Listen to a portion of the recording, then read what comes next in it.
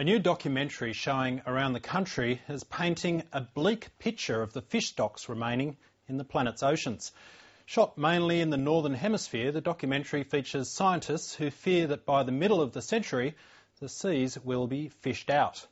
But what's the situation like for the state's south coast fisheries? 5 years ago, after years of overfishing, the federal government put in place a scheme to buy back fishing licences and introduce strict quotas. So, half a decade on, is the scheme working? Jeremy Thompson tested the waters at Ulladulla.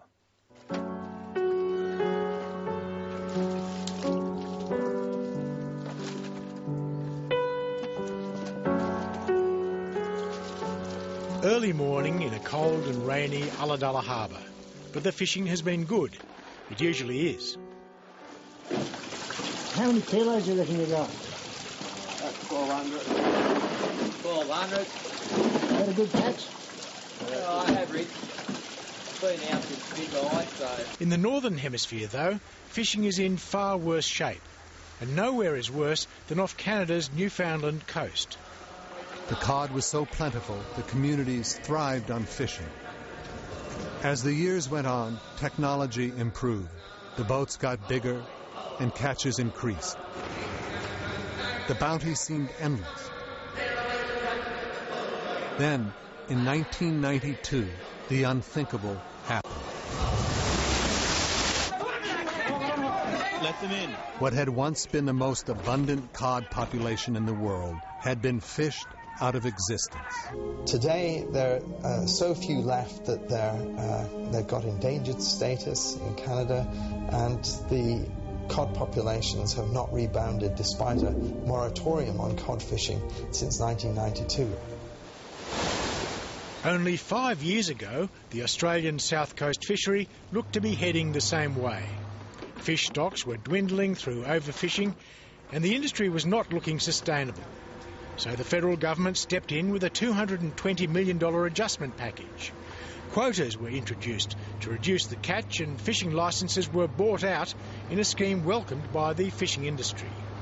I think absolutely in the past there has been overfishing, and that's why we needed a big effort reduction, and Commonwealth Fisheries moved to managing or to be managed under quotas. Fishing the last 2 or 3 years has got a lot better as soon as the introduction of the Commonwealth buyout. We've reduced fishing effort, and the availability of fish at the moment is quite good. Tony Lavelle is a third-generation Ulladulla fisherman. Like most of the South Coast trawlermen, he's a supporter of the quota scheme and says it's working.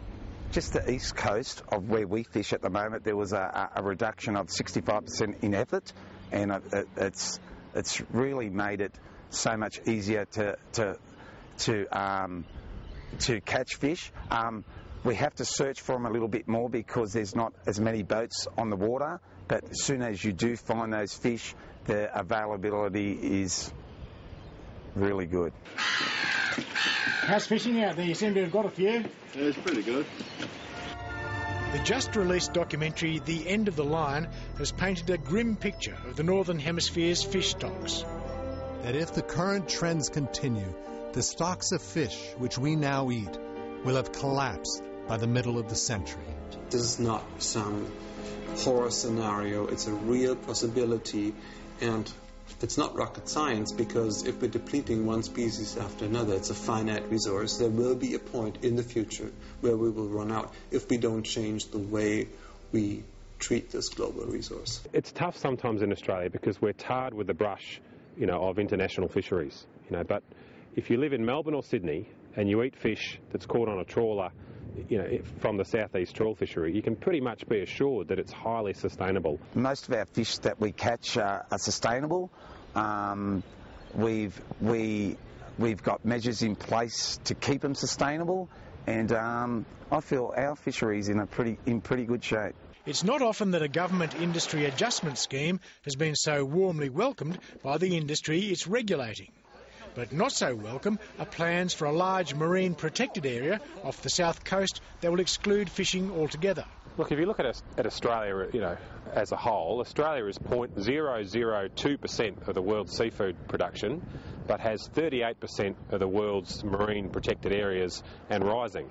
So whether we need another one or not, I'm not sure, but we accept that the Australian public want a marine park, so we're trying really hard to engage with the Department of the Environment, make sure it goes in the right place, and that being a place where it has minimal impact on the fishing industry, but maximum impact in terms of protecting biodiversity. But the fishermen themselves appear resigned to losing some more of their fishery. I know that we only fish about 15% of the seafloor, and so I feel that there's plenty of natural refuge there anyway, so I'm not sure about it. We understand that the process is Australia-wide, so we know we have to live with that, so we're trying to work with government departments to ensure that there's the less impact on the industry as we can.